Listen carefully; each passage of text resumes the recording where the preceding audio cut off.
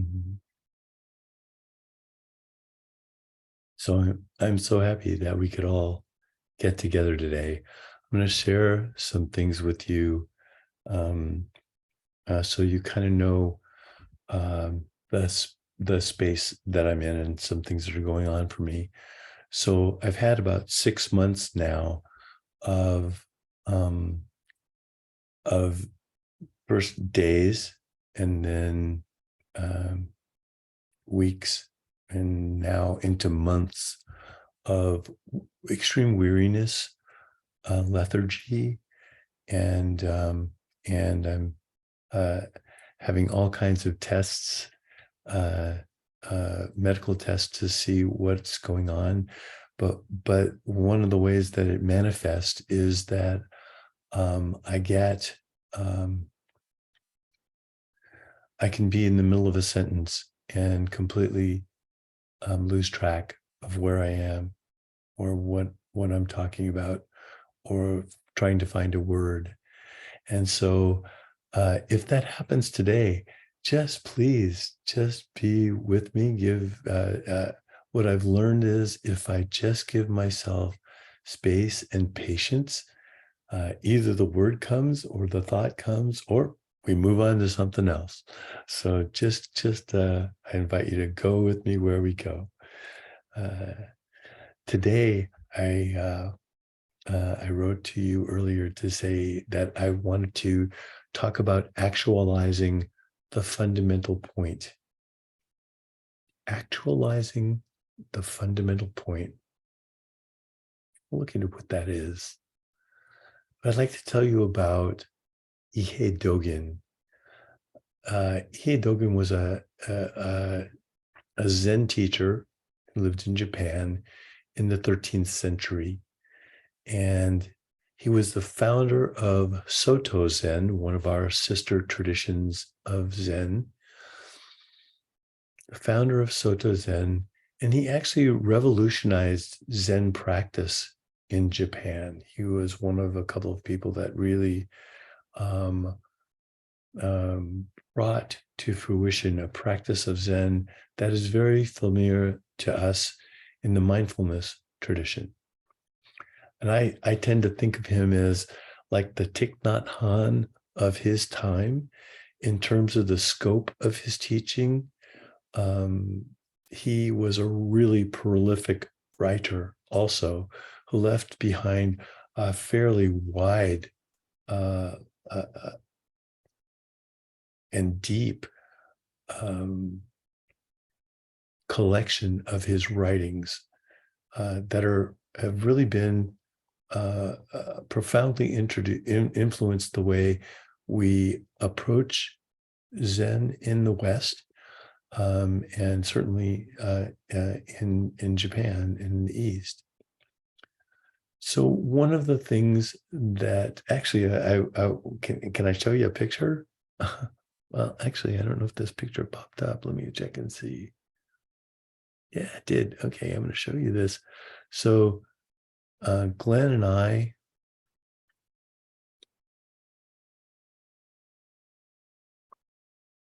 on our first trip, does everybody see that?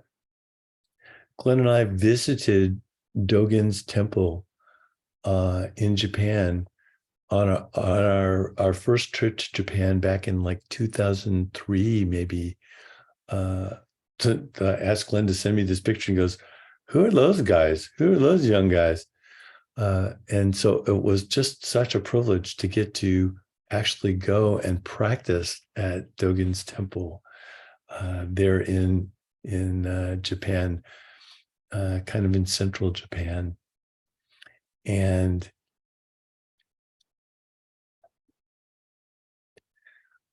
one of the many things that Dogen wrote was something he called the Genjo Koan, which actually summarized a lot of his teachings.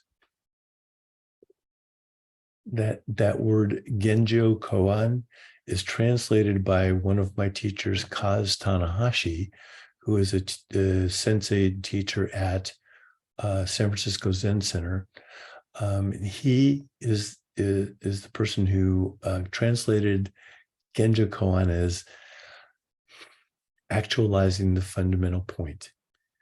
And the Genjo Koan was a letter that that Dogen wrote to a lay practitioner back in the year 1233. And so I think we can read it as a letter to us as well. And we're not going to read it today, but I certainly read it as a letter to myself. And maybe in one of our sutra services, we can read some of it. It's the Genjo Koan. What does that mean? Gen means to be present, to be in the moment. And Jo is to be complete, to become, to accomplish. So the combined word Genjo therefore means like to manifest, to actualize, to appear and become. It's another way, Genjo is another way of saying self-nature, our original nature, our true nature. So Genjo Koan is the original self-nature of the universal Dharma realm, just as it is. What is the universal Dharma realm? We all know through Thai that this Dharma realm, this ultimate dimension, this temporal dimension, is immeasurable and limitless. And the fundamental point that we are to actualize is to realize that we are living expressions of the Buddha Dharma, that we are, in fact, are the Buddha Dharma, that we are, in fact, all Buddhas, that we are all Buddha, that nothing is outside of Buddha Dharma, that nothing is outside of Buddha.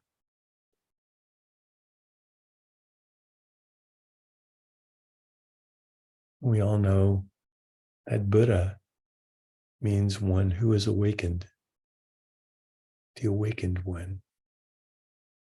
Therefore, that we are all Buddhas means that we, each and every one of us, have the potential for awakening, the potential for waking up, the potential to wake up.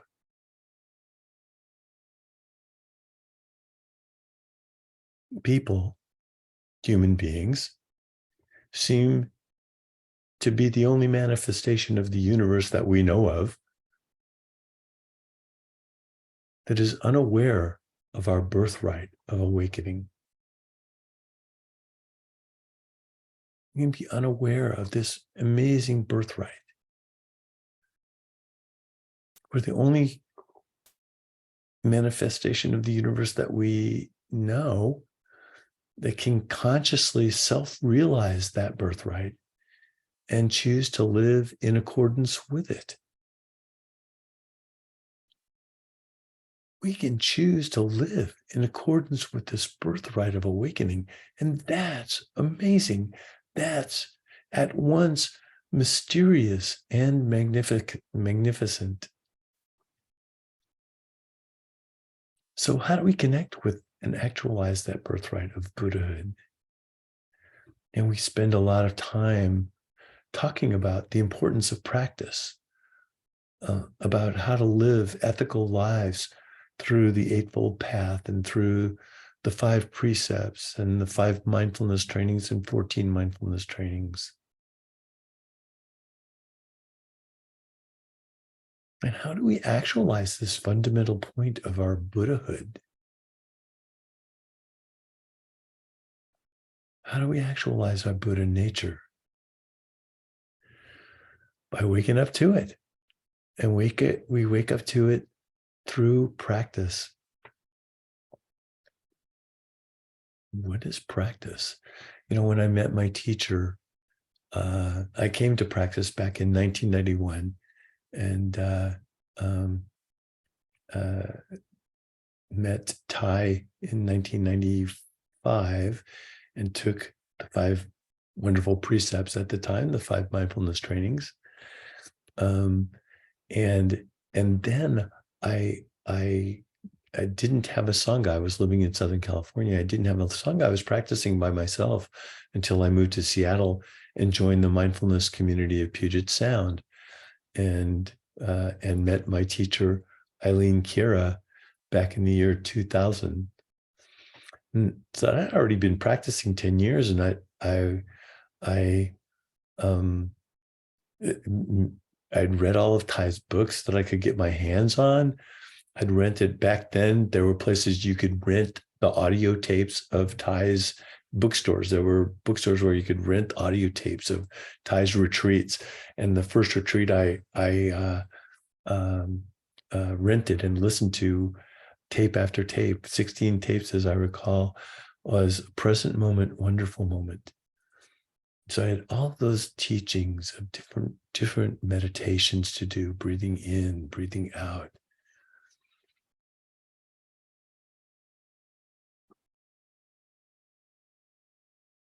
In my practice interview with my teacher, she asked me, what is it you do on the cushion? How are you practicing? And I'd been practicing the 16 steps of the Anapanasati Sutra, the 16 exercises on breathing in and out. I'd gotten the book Blooming of a Lotus, and I was memorizing the meditation on the elements, the earth elements, and calm, ease, smile, release. I'd heard about meditation, so I kind of listed all these things, and she just looked at me and said, "So it sounds like you're pretty busy on your cushion." And I said, "Oh, proudly, yes, I'm memorizing these things and I bring them forward." And she said, "Have you ever had a quiet moment in your head?" I don't remember what I said, but the answer was no. I had never had a quiet moment in my head. And she gave me the practice of a koan practice. And that koan was, who hears? Who hears that sound? And through that practice, by way of that practice, I learned just sitting.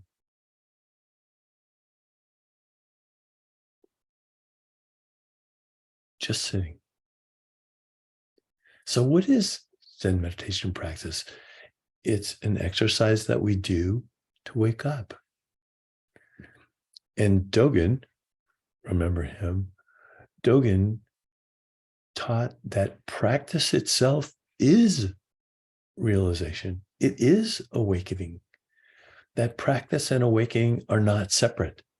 That practice is awakening. And awakening is practice. So I have a story about that. So I studied also with my teacher's husband, who was a Zen teacher in the Diamond Sangha tradition, and and he loved to quote this quote of Dogen's that practice is awakening. And so I used to do the orientation at our practice center, and this one person had come to, I would have like maybe 5 or 6 people come every once a month actually, for new practice orientation. And I was told in advance that this one person was kind of had some developmental issues, and and and he would be in my face. And so he indeed, when we were kind of talking about the practice and orientation in our form and how we practice the form, he looks at me and he stops me and he says, "So is anybody enlightened around here? Is anybody here awakened?"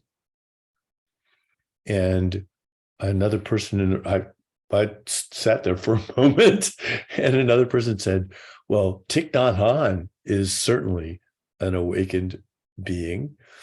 And I then quoted Dogen and said that, Dogen says that when we practice deeply together, when we practice deeply, that is awakening.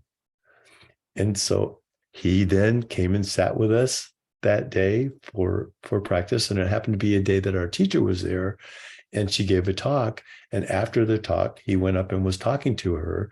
And I had no idea what he was saying, but she came over to me and signaled to me after everyone was gone, I need to talk with you. And she said that he came over to her and said that I was awakened. that everybody in our practice center was awakened, and she gave me the direction. She actually not only told me then, but at another later time with a number of her senior students said, never ever say that you're awakened. So that's an interesting thing to hold, that we are awakened and we know that we're awakened, but what other people hear when we say we're awakened by virtue of our practice, not everybody gets that. Nobody understands what we're saying there.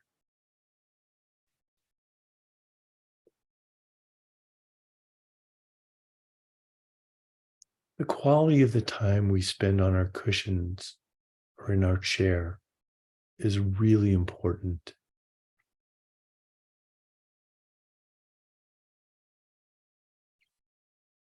What doesn't count as meditation? What doesn't count as practice?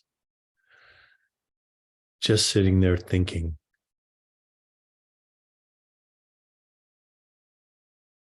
about something, or thinking about nothing, daydreaming. Those really don't count as practice.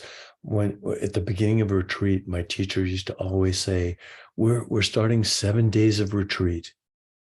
Don't waste this.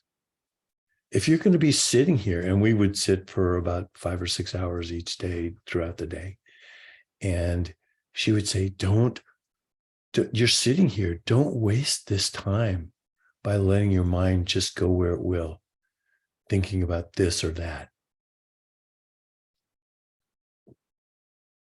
And she'd ask each of us to choose a practice, choose one practice that we would do throughout the entire retreat. Whether it was listening to sound, counting our breaths, metta, whatever our practice, choose one practice and stick with it.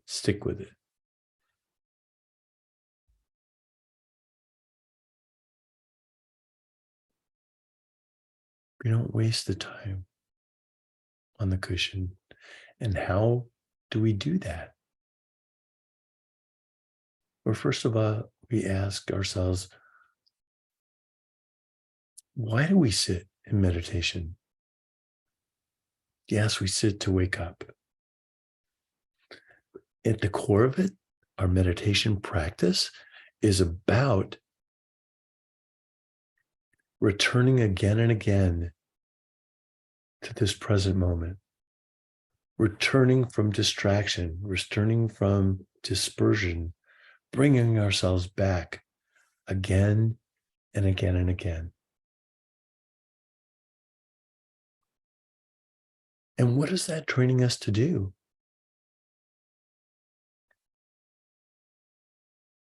I think of all those practices, whether it's counting breaths, breathing in and out, whatever the practice that we do, is all pointing us to awareness of what's happening in this moment, awareness of what's going on in body and mind. And all of those practices are really like training wheels on our practice.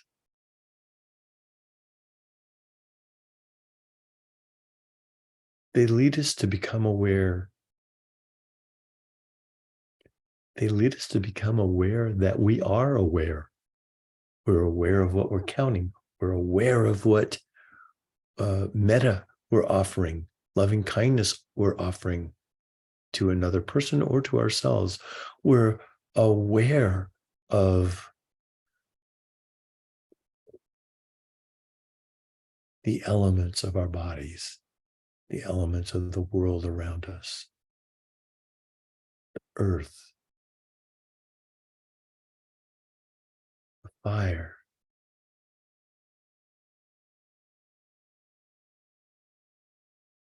breath, awareness of these things. So if you notice, like in the when the Buddha sat down and said, how do we practice? You sit down, find a place that's quiet, you sit, bring your awareness in front of you, and breathing in, you know that you're breathing in. So many years of my practice, I would just sit there going, I know I'm breathing in, I know I'm breathing out. I know I'm breathing in, I know I'm breathing out. And those were these wonderful training wheels. But the Buddha didn't say, go into the forest and sit there and say to yourself, I know I'm breathing in, I know I'm breathing out. He said to go and know it. Just know it. That's awareness of awareness, when we just know that we are breathing in and breathing out. So let's practice just for a moment awareness of awareness. You don't have to move. Don't move exactly where you are. Let's close your eyes. Become aware of your posture, aware of your bottom against your chair or the cushion. Become aware of where your hands are in the world in relation to your body and to relation to the room you're sitting in. Just in and out, aware of this breath, aware of the sound of my voice,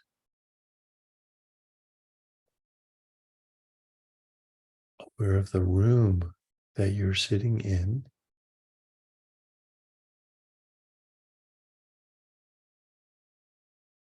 And now see if you can notice awareness of all those things, awareness of awareness itself.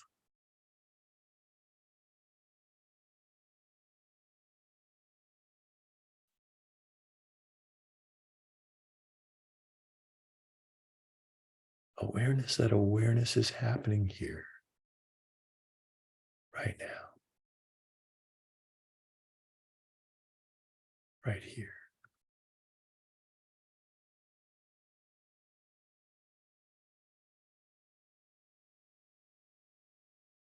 Aware of the temperature of the room. Aware that you either feel warm or cool, or neither warm nor cool, just neutral. Aware that you are aware of that sensation.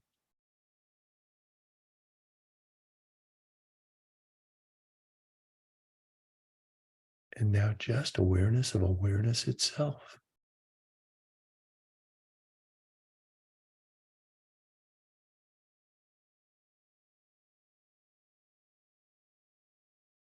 Presence. And there it is. This is what Dogen was speaking of. You can open your eyes again. This is what Dogen was speaking of. Like when we practice like that, that is awakening. We are awake. And it's beautiful.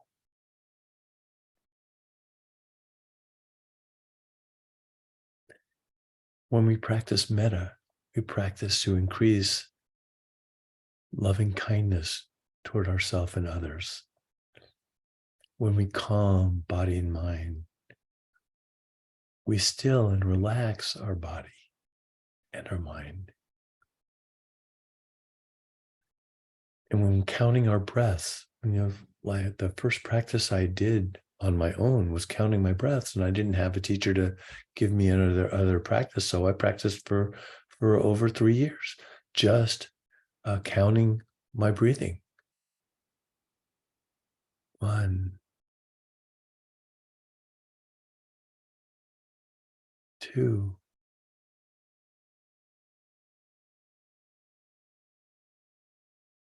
3.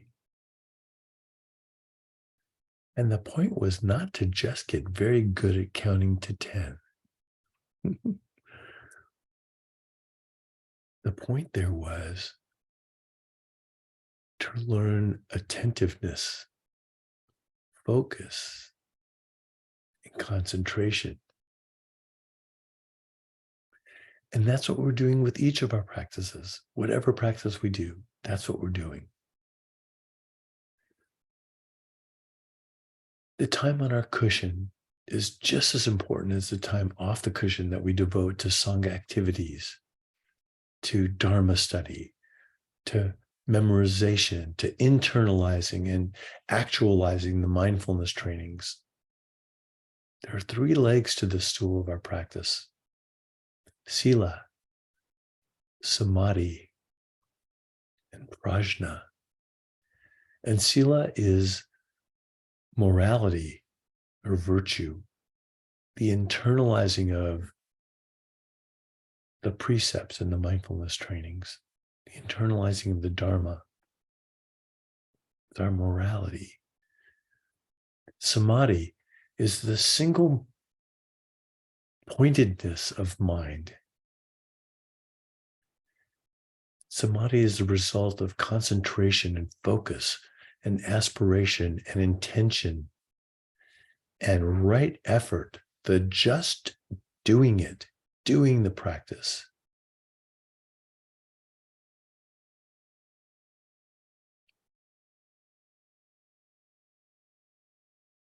And then what is prajna? Prajna is the realization of the truth that arises through deep, deep meditation.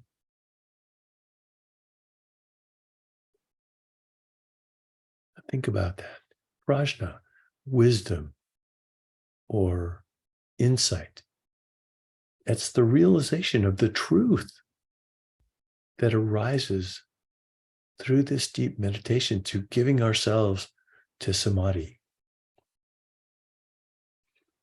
So when we practice awareness of awareness itself, we don't try to focus on anything specifically, nor do we try to make thoughts go away. We simply allow everything to be just as it is.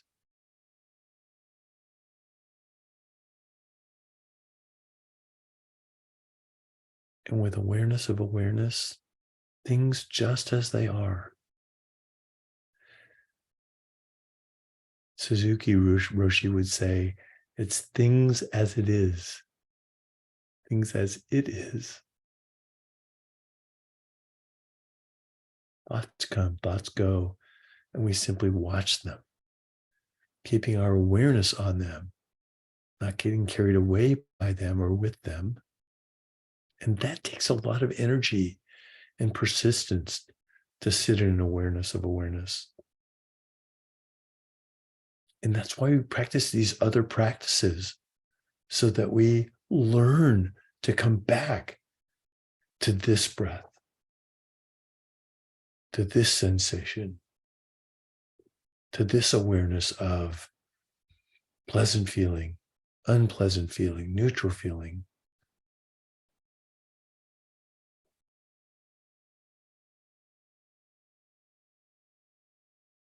We don't get caught in our thoughts. We don't get lost in daydreaming. Don't get lost in a train of thought. So in Japanese Zen, this practice is called shikan taza. Shikan taza. And it just means what I said right from the beginning. It means just sitting. And one of my teachers, Roshi Bernie Glassman, when I spent some time with him, he gave a talk on shikantaza, just sitting. And he said that the way it's written in Japanese, it means just sitting, just sitting, taking it seriously, being completely present. Little by little, thoughts begin to slow down and finally cease to arise. Those of us who've been practicing a while, we know this to be true.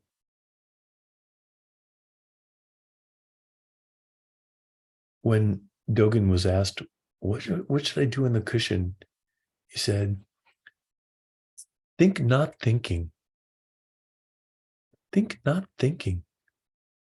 And think not thinking, what is that? And he said, it's non-thinking.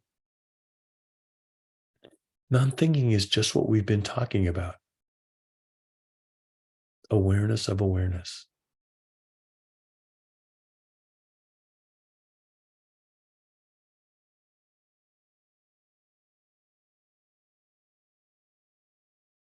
In awareness of awareness, it's not no thinking. When the thought disappears, the thinker disappears. And this is the samadhi of falling away of body and mind.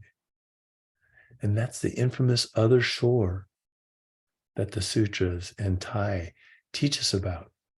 The other shore that is such an important teaching to and from our brother Bob here, the ultimate dimension.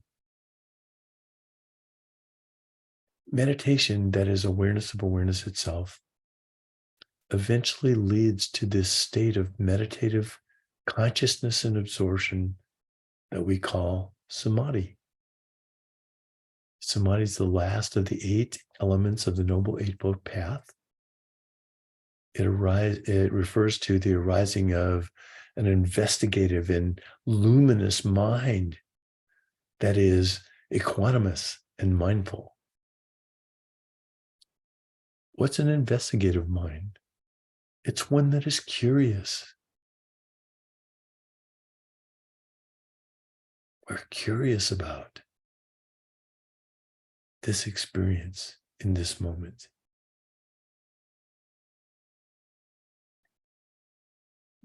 Developing a samadhi, cultivating and nurturing awareness of awareness takes energy and effort. It requires aspiration and intention. And it's why Dharma teachers always advocate practicing every day, and why we advocate going on meditation retreats. And for years, I was doing about 7 weeks of meditation retreats a year. And it was wonderful because I was being guided to spend the kind of time, invest the kind of time that results in this meditative absorption that touches this sense of awakening. It's nothing we have to work at. It's right here. It's right now. We each have access to it. But the hustle and bustle of day-to-day life in the 21st century causes us to see and focus on only this temporal dimension that's of time and space right before us, this historical dimension. And as I'm coming more and more to think of it as the hysterical dimension as I get older. But there's something more. There's something more. And that something more is simultaneously mysterious and magnificent, elusive and right here.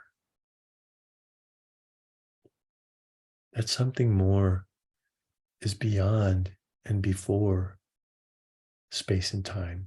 It's after and outside of space and time. And the only way I know of to touch it is to experience samadhi, profound concentration, profound concentrative absorption. And then allowing that samadhi to lead us to prajna, the truth that arises through deep meditation, through this very deep meditation. I know you all love the trainings. I know you love the Dharma. I know each of you. And I know how you are about the Dharma. You wouldn't be here if you didn't love the Dharma. Pursue meditative absorption and concentration with equal fervor. Aspire to the insight that arises from the confluence of morality and samadhi, the training and the practice results in wisdom, results in insight. I love spending time with you. I thank you for being with me today and giving me the opportunity to share what's on my heart.